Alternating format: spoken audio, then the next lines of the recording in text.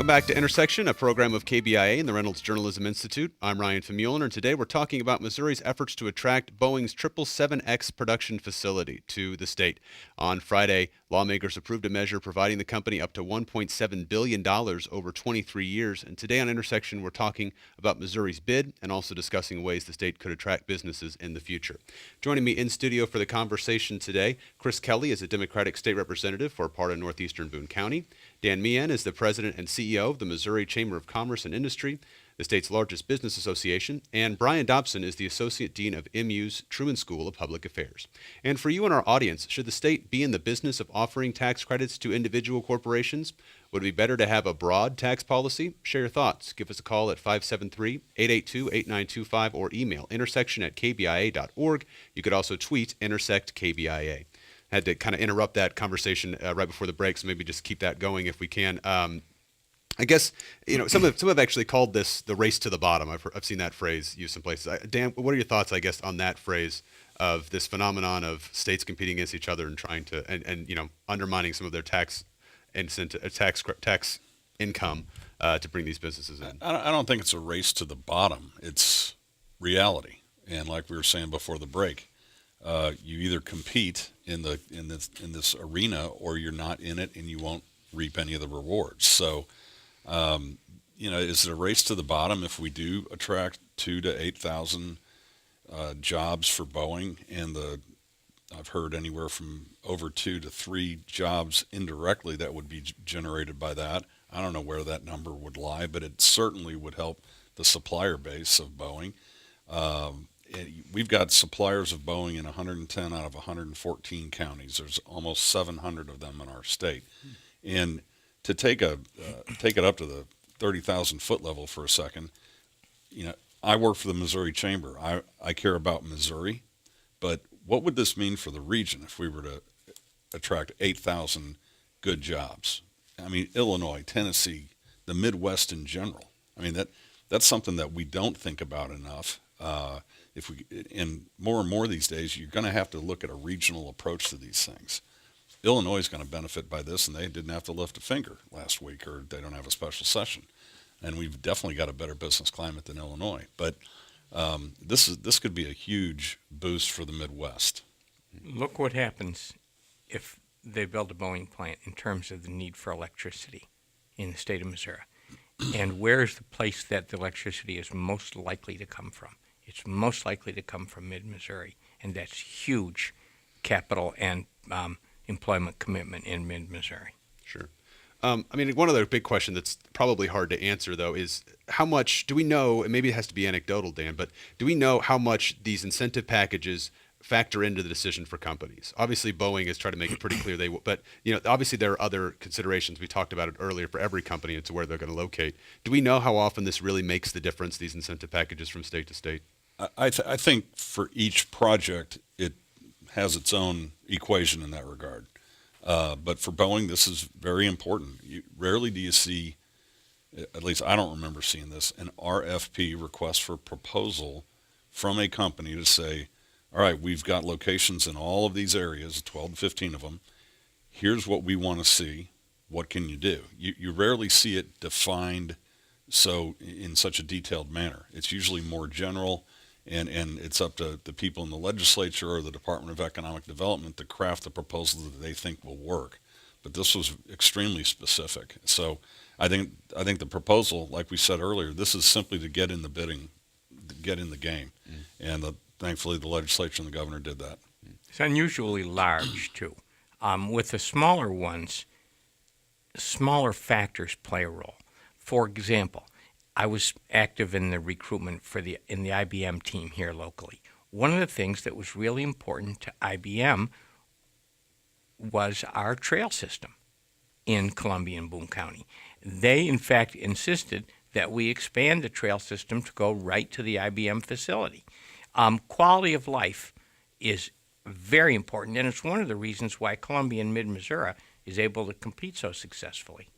And you've mentioned a few times, Dan, already, Kansas City is a very unique example, right? Because many of these companies actually can jump from one side to another and maybe keep the same workers, right? It's just a slightly different commute, right? Absolutely. So, I mean, is that kind of highlighted the situation, I guess, or It definitely did. If you look at the differing other factors, the school systems in Kansas City, Missouri versus Overland Park, or these other factors, quality of life, like Chris mentioned. So they all come into play, and to each company, Chris cited IBM. I mean so they insisted on the trails. A company in Kansas City might move for the school system, or some move because of the economic development incentives. So there's a lot of different factors for different companies, and the challenge to a local economic development person on the ground at the tip of the spear is to try to match up with the needs that are being asked for. Sure, because think about it for a minute from the point of view of the corporation.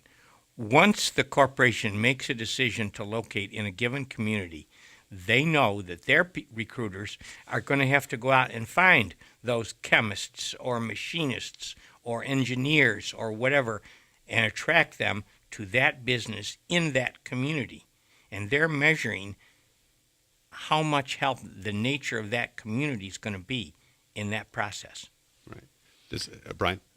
Just a couple of other things into the discussion. And I'm not saying that this applies in the Boeing thing, but there's been literally thousands of these sorts of development proposals, not necessarily at the scale of this one, around the country.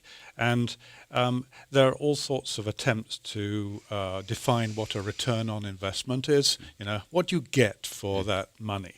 And time after time, there are examples where the number of jobs that were promised don't materialize, the number of training places don't materialize, the investment in local supply chains doesn't materialize, and so you get this sense that numbers are created in terms of what you're going to get at the press release stage, and very little is done in terms of follow-up as to what really happens. And I think there's been some work that the auditor did on some of the tax credit programs in Missouri where a fraction of the jobs that were purported to have been created didn't actually materialize. So I think it's something that we need to pay attention to, is that before we get too carried away with all the promises, what actually materializes and what do we get for our money? And some of the models that are used have a whole set of dubious assumptions in them, which we just need to sort of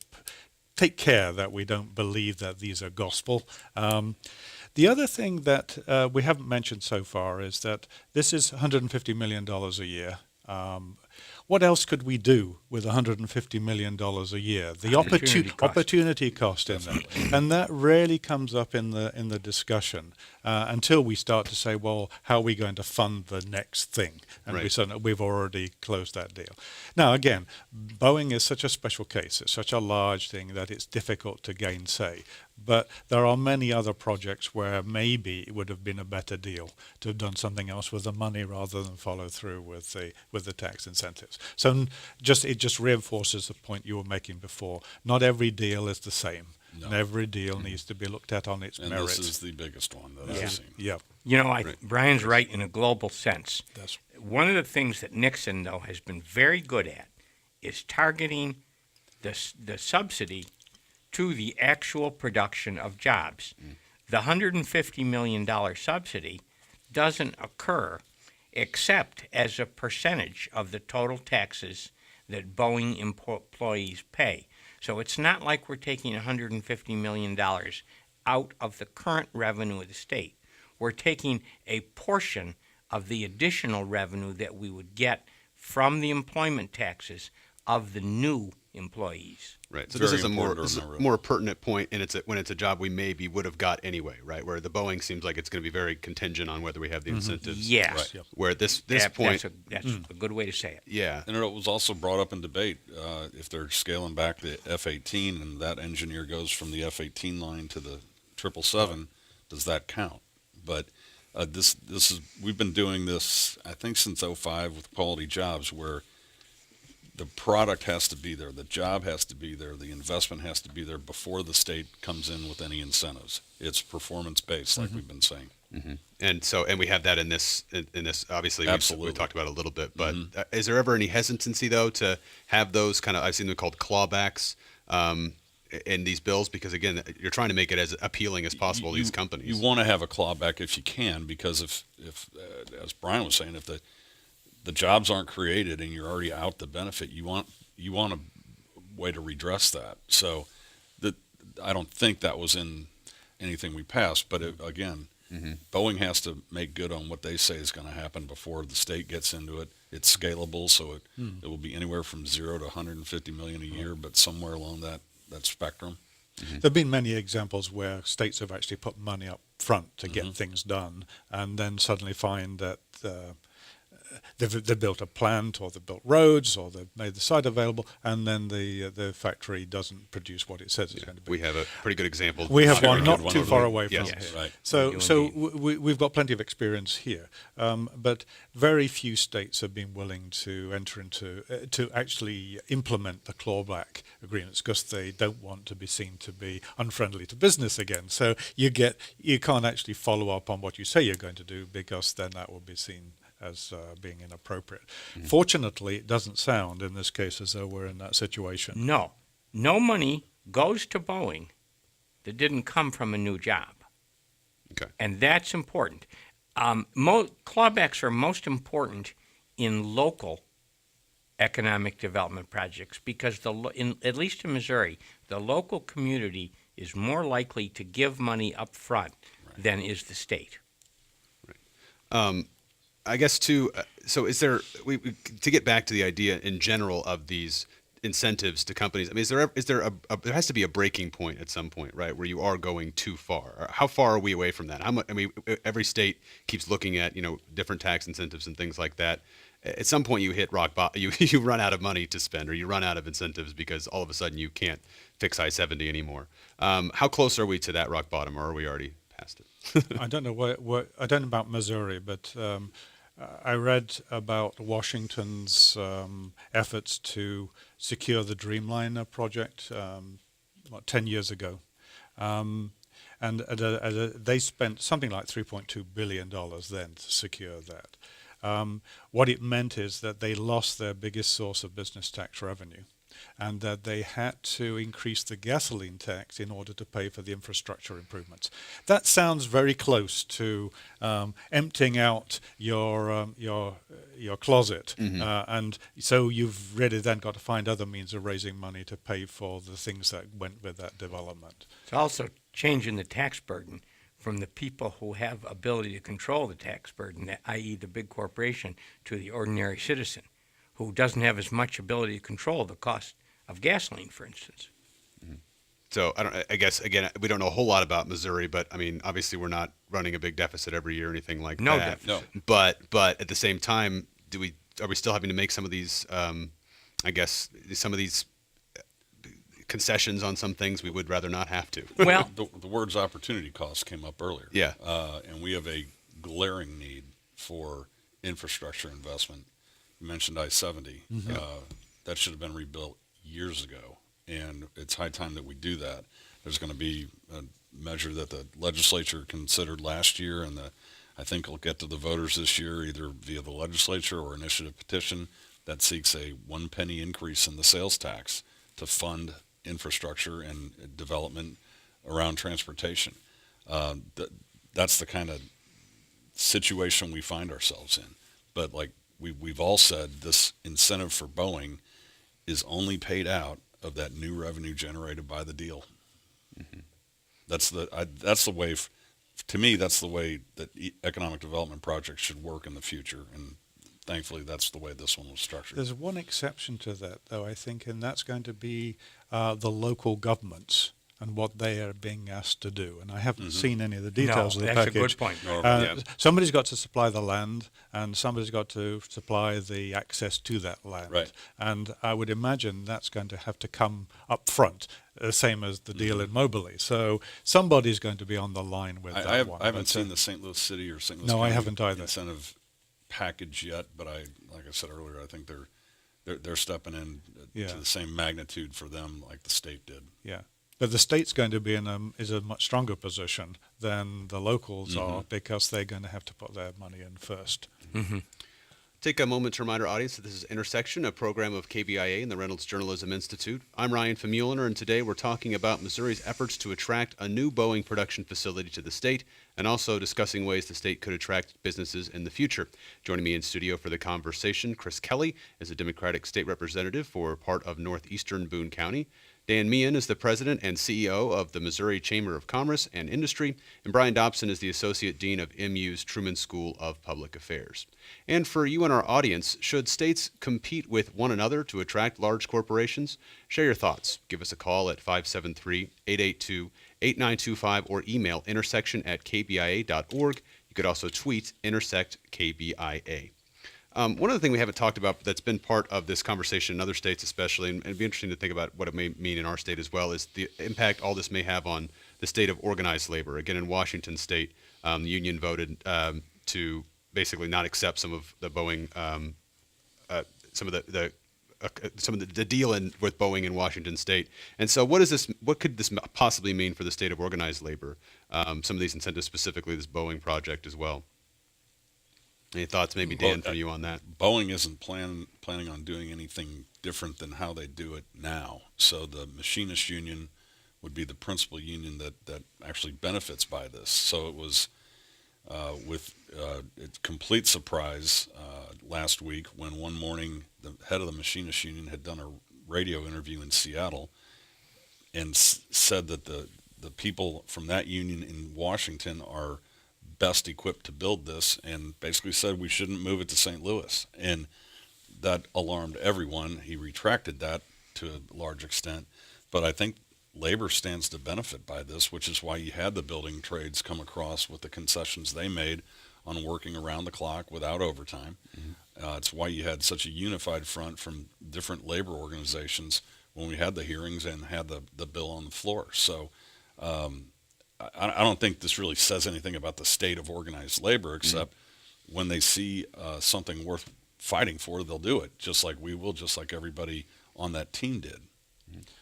In Washington, it looks slightly different in the sense that they were asked to enter into, I think, an 8-year agreement, but they had to accept a number of pension and benefit reductions. And I don't know the detail of that, but it was sufficient for them to say, no, we're not prepared to agree to that. And I think that was after the state had already put together its huge proposal of $8 billion. There is a quote that I saw online somewhere that the unions saw this as corporate extortion of communities and people who have long supported Boeing. And I think from their point of view, this is just a continuation of what's been going on for a decade or more, is every time there's a new project, they're put under the gun because they put the project out to bid across the country. And so they're forced into accepting or losing the deal. So somehow or other, the unions have found themselves in a defensive position continually with the company. I don't know what it says more generally about the overall state of the union. It doesn't say much about what's going on here, but it does seem that very often the unions find themselves at the wrong end of the stick with these sorts of discussions.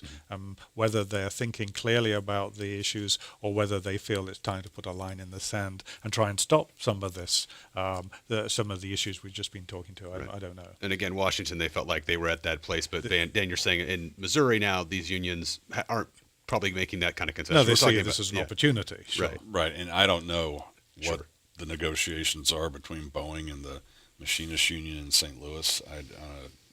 That's up to those two parties. But these new jobs will, by and large, be labor jobs, organized labor jobs, I should say. So I think they stand to benefit at the end of the day. One factor is the overall manufacturing pie growing or shrinking. If you've got an environment where the manufacturing pie is growing, you'll see much less internecine warfare between business and labor about labor issues because everybody's doing okay. But when the pie is shrinking, then people start looking at the margins, so workers' comp, unemployment comp, those kinds of issues, to much more specifically than they are if you've got a vibrant, growing economy.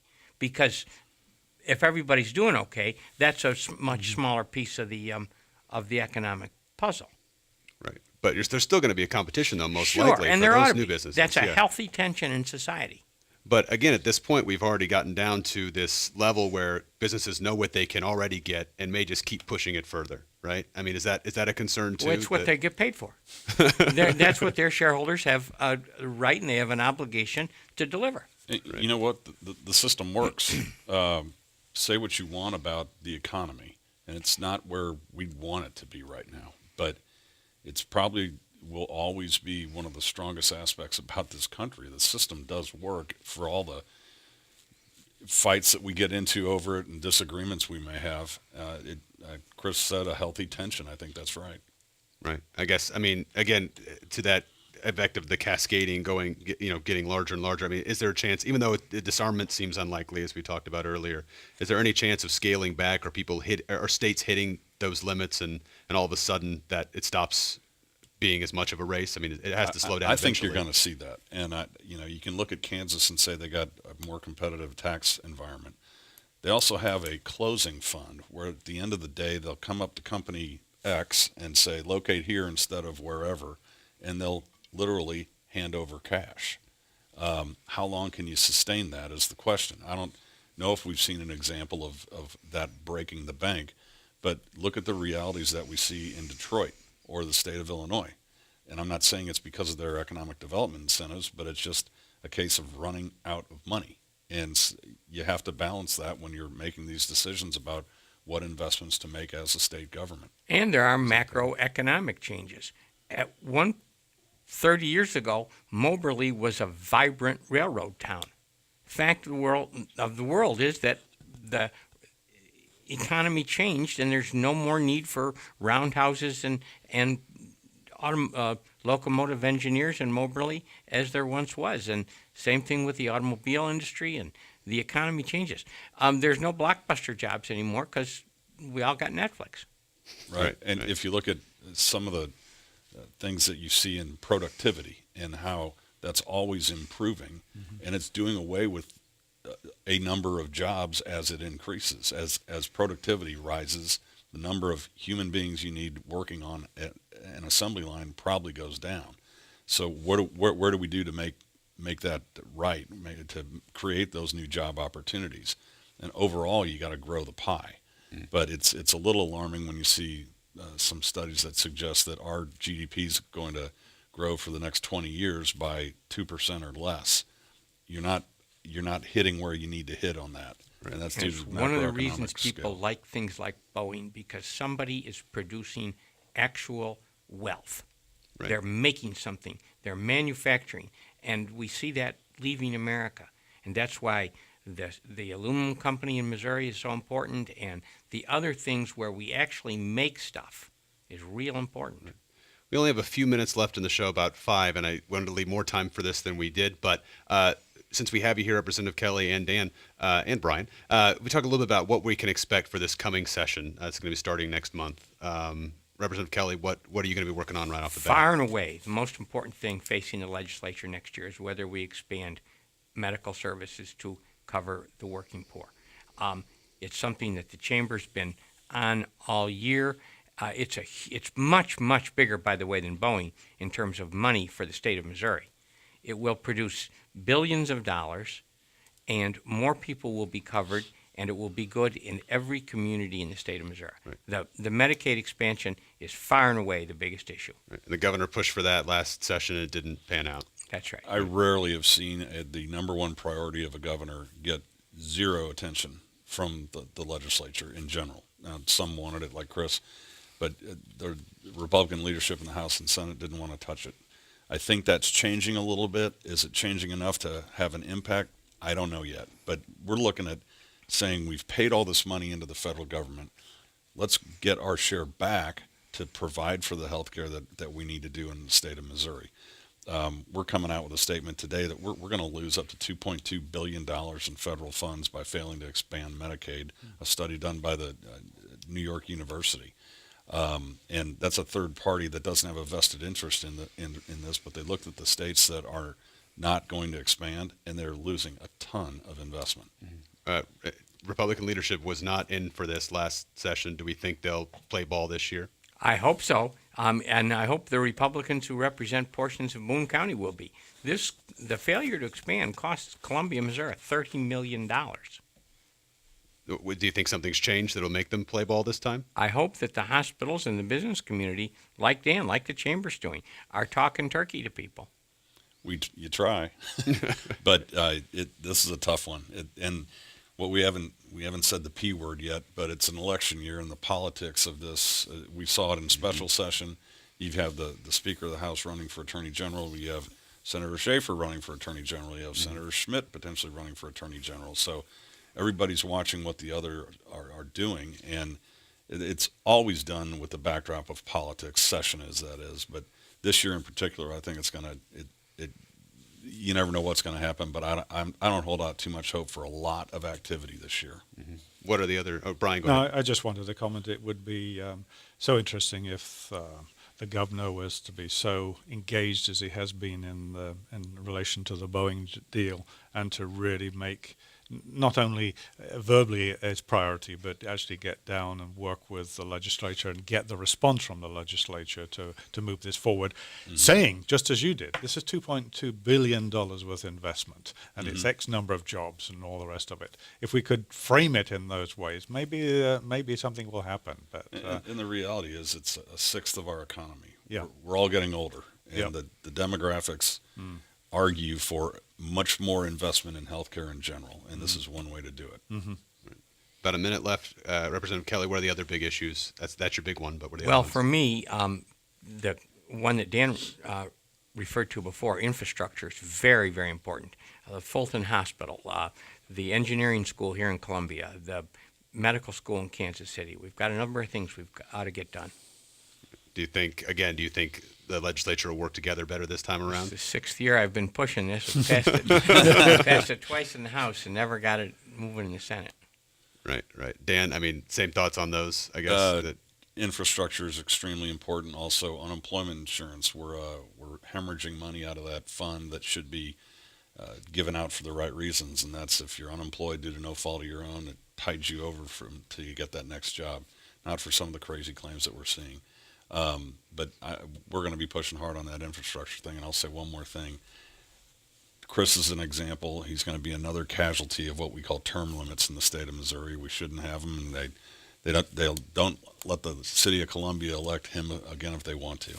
That's a whole other show, but we're going to have to stop this one here. So that's it for today's Intersection. Thanks to our guests, Democratic State Representative Chris Kelly, Missouri Chamber of Commerce and Industry President Dan Meehan, and Brian Dobson, who's the Associate Dean of MU's Truman School of Public Affairs. We'd like to remind those of you enjoying this as a rebroadcast that Intersection takes place live for a full hour from 2 to 3 every Monday afternoon. You can watch live streaming video of our program each Monday afternoon online at kbia.org.